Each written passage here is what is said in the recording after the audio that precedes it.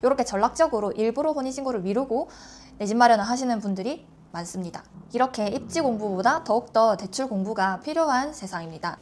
안녕하세요. 술잔부동산TV의 양갱입니다. 제가 요즘 얼마나 정신없이 지내고 있었는지 알 수 있는 사건이 하나 있었는데요. 얼마 전에 저희 구독자 한 분께서 유튜브를 보고 전화했다고 하면서 이런 말씀을 하시는 거예요. 유튜브는 고객이 많이 찾아오라고 유튜브를 하는 거 아니냐.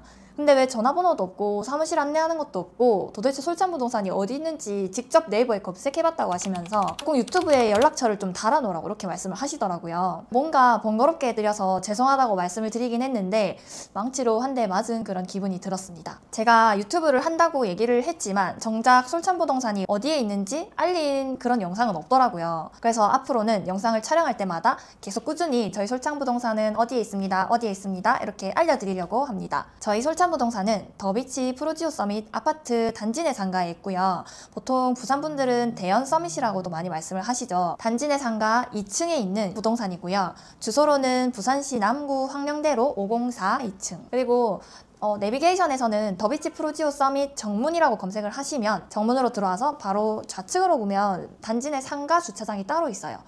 기계식 주차장까지도 완비가 되어 있을 만큼 주차가 편리한 곳이니까 앞으로 오며 가며 부동산 관련된 고민이 있으시거나 제가 도와드릴 부분이 있다면 언제든지 편하게 솔찬부동산을 찾아와 주시면 되겠습니다. 오늘 제가 영상을 촬영하게 된 이유는 대출에 대한 내용을 한번 다뤄보려고 합니다. 사실 집을 알아볼 때 우리가 입지도 중요하지만 입지만큼이나 정말 중요한 부분은 대출이라고 저는 생각을 하거든요. 근데 이런 대출에 대한 지식이 한 끗 차이긴 한데 내가 급지를 올려서 갈 수 있었음에도 불구하고 내가 아는 그 동네에 한해서 집을 알아보시는 분들도 있고 조금 아쉬운 부분이 많이 남더라고요. 그래서 상담을 하다가 이렇게까지 가능한지도 몰랐다고 얘기를 하시면서 알려주셔서 정말 감사하다고 인사하시는 분들도 많았고요. 저는 신혼부부 손님들이 주변에 정말 많은 편인데 일단은 이렇게 활용을 해서 내가 갈 수 있는 최대한의 급지가 어딘지 먼저 말씀을 드리고 그러면은 월 납입해야 되는 대출금까지도 계산을 해서 이 정도 금액입니다 했을 때 감당 가능한 선이 있고 너무 무리인 선도 있지만은 대략적으로는 내가 어느 정도 가능한지는 파악을 하고 계셔야 됩니다. 예전에는 입지력이 내 집 마련의 전부였다면 요즘은 내 집 마련하실 때 입지력보다도 더 중요한 것이 있습니다. 바로 대출 가능 여부인데요. 대출에도 순서가 있다는 거 알고 계십니까? 결론부터 말씀드리면 정부에서 하는 보금자리론이나 디딤돌 같은 대출 있죠. 정책자금 대출을 이용할 계획이라면 신용대출을 먼저 활용하시고 나서 보금자리론이나 디딤돌 같은 정책자금 대출을 그 이후에 받으셔야 되고요. 반대로 일반 1금융이라든지 이런 은행에 가서 주택담보대출을 활용할 계획이 있으신 분들은 그 주담대를 먼저 받으시고 나서 모자란 부분은 신용대출을 받게 되셔야 됩니다. 이렇게 대출에도 순서가 있는데요. 이 순서가 바뀌게 된다면 아마 대출이 내가 생각했던 것보다 적게 나오거나 대출 불가로 내 집 마련이 어려운 경우가 종종 발생하기도 합니다. 대출은 크게 세 가지 맥락으로 나눌 수 있는데요.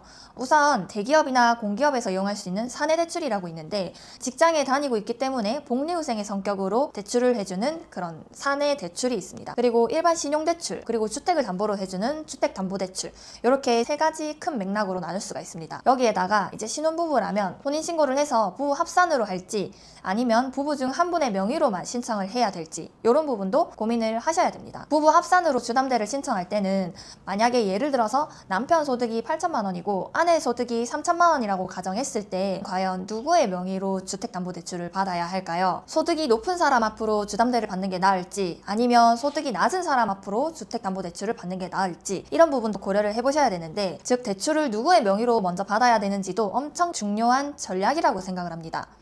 이런 디테일 하나하나가 전략적으로 하셔야 큰 어려움 없이 내 집 마련을 하실 수가 있습니다. 요즘은 대출도 능력이라고 하죠. 대출을 받을 수 있는 한 가장 많이 받는 속히 얘기하면 영끌이라고 하죠. 영혼까지 끌어모아서 대출을 한다. 이런 영끌도 마찬가지로 더욱더 이런 세세한 부분까지 완벽하게 다 알고 진행을 하셔야 손해가 없이 가장 효율적으로 내 집 마련을 하실 수가 있습니다. 예를 들어서 얼마 전에 저희가 안내해드렸던 예비 신혼부부는 우선 예비 신부 명의로 지방에 자그마한 집이 하나 있었어요. 그래서 혼인신고를 조금 미루고 예비 남편분 단독 명의로 생애 최초로 일반 시중은행에서 80%까지 대출 한도를 최대한 많이 받아서 내 집 마련하신 케이스가 있고요. 반대로 소득이 조금 모자란 예비 신혼부부는 소득 합산을 해야 됐었는데 아직 결혼식을 올리지 않은 상태셨어요. 사실은 어른들은 이제 결혼식 하기 전에 혼인신고하는 부분을 조금 반대하시거나 꺼려하시는 부분이 종종 있거든요. 근데 일단 결론적으로는 혼인신고를 먼저 하고 주택담보대출을 실행해서 최대한 갈 수 있는 한도가 한 7억 중반에서 8억 사이 가능하셨던 신혼부부가 계셔서 그렇게 결혼식을 올리기 전에 집을 먼저 마련해 드린 케이스도 있었습니다. 이처럼 요즘은 대출을 전략적으로 진행하지 않으면 집을 살 수 없는 경우가 흔히 발생하는 그런 세상입니다. 돈도 사실상 돈이 있는 사람이 돈을 더 많이 번다고 얘기하는 것처럼 대출도 전략적으로 하시는 분들이 유리한 방향으로 내 집 마련을 하십니다. 앞서 말씀드렸지만 실제로 대출을 받기 위해서는 혼인신고를 미루는 케이스가 있는데 이게 사실 이상한 게 아니고 정책의 규제를 피해서 조금이라도 상급지를 가기 위한 전략이라고 저는 생각을 하거든요.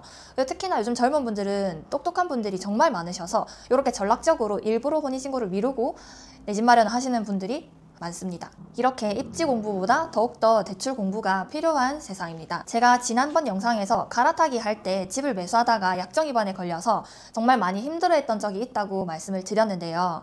이처럼 대출을 잘 몰라서 발생하는 문제들이 우리의 삶에 있어서는 정말 굉장한 치명타를 주거든요.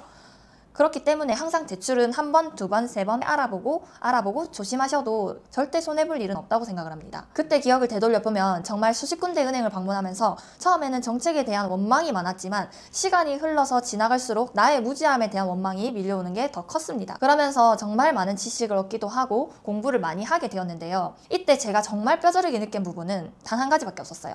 은행 직원분들도 모든 걸 다 알고 있지는 않구나. 금융권에 종사를 하지만 은행 직원도 직원분 나름이었고 약정 위반이 뭔지도 모르는 분도 계셨고 본사에 알아보고 연락해주겠다고 하셨지만 차일피일 연락을 미루시는 그런 직원분도 계셨습니다.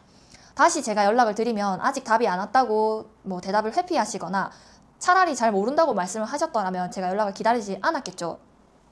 이렇게 은행 직원분들도 개개인별로 지식에 대한 차이가 좀 있는 것 같습니다. 내가 조금 마음이 급하고 빨리 이 문제를 해결해야 되는 상황이라면 은행 직원분들이 이렇게 연락을 미루거나 확답을 주지 않는 상황이라면 정말 더 힘들고 불안감이 엄습할 수밖에 없는 상황이 계속 생길 수밖에 없는 것 같아요. 이렇게 힘든 상황에 놓였을 때 발등에 흔히 불이 떨어졌다고 얘기를 하죠. 이 상황에서 우리가 공부하고 발품 팔고 찾아보고 알아본다는 거는 사실 보통 힘든 일이 아닙니다. 그래서 저희 고객님들은 웬만한 케이스는 진짜 문제없이 다 해결을 해드릴 수 있는데 간혹 가다가 정말 힘든 케이스가 있으면 저희가 직접 다 발품 팔아드리고 알아봐드립니다. 그래서 이런 힘든 상황에 놓인 고객님들도 정말 많이 만나봤는데요.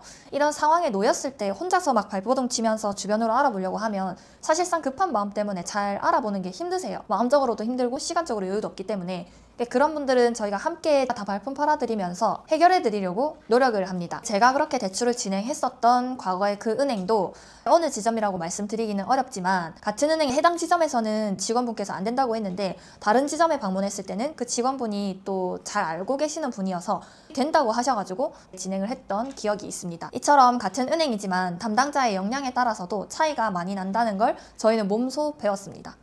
이렇게 은행을 많이 다니다 보니까 제가 더 잘 알게 되어버린 그런 아이러니한 상황이 발생하기도 했고요. 사실상 진짜 깨지면서 부딪히면서 배우는 게 가장 많이 기억에 남는다고들 얘기를 하는데 이런 대출 부분에 있어서는 재산상의 손해가 많이 발생하기 때문에 굳이 이렇게 경험을 하셔야 되나 싶은 생각이 들기도 합니다. 이처럼 은행도 정말 많은 곳이 있는데요. 우리가 대출을 이 은행에서 다 받을 수 있는 거는 아닙니다. 그래서 이 중에서 딱 한 곳만 저에게 대출을 해주면 되기 때문에 아쉬운 사람이 우물을 파야 된다고 얘기를 하죠. 그처럼 어려운 고난을 헤쳐나가기 위해서는 직접 여기저기에 발품 파셔야 되는 게 가장 베스트입니다. 저희는 이렇게 헤쳐나가본 경험이 있었기 때문에 어떠한 부분에서 문제가 발생하더라도 전혀 당황하지 않고 끝까지 책임지고 도와드릴 수 있었지만 부동산도 부동산 나름인 것 같아요. 실제로 지난해 이맘때쯤이죠. 온천장에 있는 레미안 포레스티지 아파트에 전세를 구해드린 적이 있는데 그때가 입주장이었어요. 개인적인 상황으로 인해서 대출이 안 되어서 저희 대리님이랑 고객님까지 셋이서 불경에 있는 수협, 신협, 새마을금고 할 것 없이 전체 다 알아보다가 울산까지 이제 알아보게 된 경험이 있는데요. 울산의 방어진 쪽에 있는 수협에서 대출은 가능하다는 연락을 받고 이제 저희가 그러면 그 지점으로 방문하겠다 약속을 잡고 방문 직전에 다행히도 동네에 근처에 있는 새마을금고에서 은행 내부 규정이 각자 다 다르기 때문에 일단 저희 은행은 가능할 것 같습니다. 아직까지 규제가 내려온 게 없기 때문에 내 방에 주세요라는 대답을 듣고 다행히 울산에 출발하기 전에 동래 안에서 해결하게 된 그런 기억이 또 있습니다. 지금같이 대출 규제가 많이 심할 때는 한 지점에서 대출이 되지 않는다고 절대 포기하거나 실망하거나 손을 놓아버리면 안 됩니다. 그래서 괴로워하지 마시고 저희가 항상 말씀드리는 거는 농담 같은 진담이 있는데요. 저기 땅끝마을 저 구석에 있는 이금융회까지 가서도 대출을 알아보시라고 말씀을 많이 드려요. 근데 대부분은 겪어보지 않았기 때문에 뭐 굳이 그렇게까지 할 필요 있냐 하면서 웃으면서 넘기시는데 막상 그 상황이 닥치면 그렇게 하셔야 됩니다. 규제가 이렇게 심할 때는 절대 한두 군데만 가셔서 대출 안 됩니다 한다고 손 놓고 포기하지 마시고 내가 지역이 부산이라 하더라도 뭐 울산, 김해, 양산 할 것 없이 저기 땅끝마을에 있는 이금융까지도 알아볼 각오로 직접 알아보시는 게 제일 정확하고 또 그렇게까지 알아봤을 때 안 되는 경우는 진짜 없거든요. 그래서 고객님이 그렇게 힘든 상황에 처해 있다면 사실 저희는 진짜 고객님 손잡고 그 땅끝마을까지 같이 가서 꼭 해결을 해드립니다. 이것도 경험이 중요한 것 같아요. 이렇게 말씀드리는 거는 사실 진짜 신용에 문제가 있어서 신용 때문에 대출 안 나오는 분들한테는 해당 사항이 없고요. 그냥 신용상에는 문제가 없지만 지금같이 국민은행, 하나은행 할 것 없이 이제 대출 총량제 때문에 올해 대출해줄 수 있는 한도가 모두 소진되었다. 그러니까 다른 데를 알아봐라 라고 하시면 절대 포기하지 말고 그렇게 끝까지 발품 받아서 찾아보면 무조건 찾으실 수 있다. 희망적인 메시지를 드리고 싶은 겁니다. 그리고 보통 잘 모르시는 분들은 예를 들어서요. 국민은행으로 나는 급여도 받고 나는 십몇 년 동안 국민은행만 했기 때문에 나의 주거래은행은 국민은행이다. 그래서 주택담보대출은 국민은행에서 제일 잘해줄 거다 라고 약간 막연한 믿음을 가지고 오시는 분들이 많으신데요. 은행은 그런 게 없습니다. 그냥 나한테 대출을 잘해주고 많이 해주는 곳이 주거래은행이에요. 이거는 꼭 기억하시면 꿀팁이거든요. 그래서 그냥 뭐 여기저기 알아볼 생각을 전혀 안 하시고 내가 쭉 거래해왔던 그 은행 한 군데 가서 예를 들어 금리가 거기가 유독 높아. 그럼에도 불구하고 거기서 그냥 받으시는 분들이 많거든요. 은행도 사실 장사하는 곳이기 때문에 최대한 발품을 많이 팔고 비교를 많이 하실수록 내 주머니를 지키실 수 있다는 점을 말씀드릴 수가 있습니다. 그래서 영상을 끝으로 마무리를 하자면 대출 받을 때 대출을 직접 창구에 가서 알아보신다면 매매 계약서를 가지고 오거나 임대차 계약서를 가지고 오라고 창구에서 말씀을 많이 하세요. 근데 우리가 계약하고 나서 대출을 알아보러 가면 그때는 한 발 늦어서 대출이 만약에 안 나오게 되면 그 계약을 파기하거나 뭐 계약을 해제해야 되는 그런 상황이 발생할 수가 있습니다. 그렇기 때문에 대출은 미리미리 집을 알아보기 전부터 충분히 많이 알아보시되 발품을 많이 파시고 예전에는 사실 부동산이나 집을 살 때에 입지나 이런 걸 가장 중요하게 생각을 했다고 한다면 최근에는 입지도 중요하지만 대출 가능 여부가 굉장히 중요하거든요. 그래서 나는 사실상 4억까지 밖에 대출이 안 나오는 줄 알고 6억까지를 맥시멈으로 해서 집을 알아보고 있었지만 나의 소득 대비했을 때 내가 8억까지 갈 수 있는 집이 있었어요. 그럼에도 불구하고 나는 이 사실을 몰랐기 때문에 그냥 6억대로 가시는 분들도 정말 많이 봤거든요. 그래서 충분한 상담과 전문가의 도움을 통해서 대출을 꼭 많이 알아보시고 집을 그 다음 순서로 알아보시는 걸 적극 추천드리고요. 그리고 본인 예산이 얼마까지 가능한지 파악이 되지 않은 상태에서 그냥 무조건 임장 간다고 집부터 알아보시고 내부를 알아보고 그리고 난 뒤에 갑자기 집이 마음에 들어서 그제서야 대출 알아보고 내 예산이 얼마인지 파악을 했는데 대출은 이만큼 나오지 않게 되고 또는 대출이 나오는 걸 확인하고 다시 그 집을 하려고 했을 때는 이미 그 집이 나가고 없거나 이렇게 순서가 뒤죽박죽으로 진행하시는 분들이 정말 많으세요. 그리고 요즘 같은 때에는 또 매물에 조금 빠지는 속도가 빨리 빠지고 있거든요. 그래서 지금 같은 시기에는 집을 알아보시기 전에 예산을 먼저 정확하게 파악하신 뒤에 나는 대출을 얼마 정도 받아서 이 정도 예산으로 집을 알아봐야겠다. 요 순서로 알아보시는 걸 적극적으로 말씀드리겠습니다. 그래서 뭐 내 집 마련하거나 대출 부분이나 전문가의 도움이 필요하시다면 언제나 편하게 솔찬부동산의 저 양갱을 찾아주시면 제가 성심성의껏 상담을 통해서 똑부러지게 내 집 마련을 도와드리도록 하겠습니다. 오늘은 제가 이렇게 약간 소개 영상 아닌 소개처럼 영상을 촬영하게 되었는데요.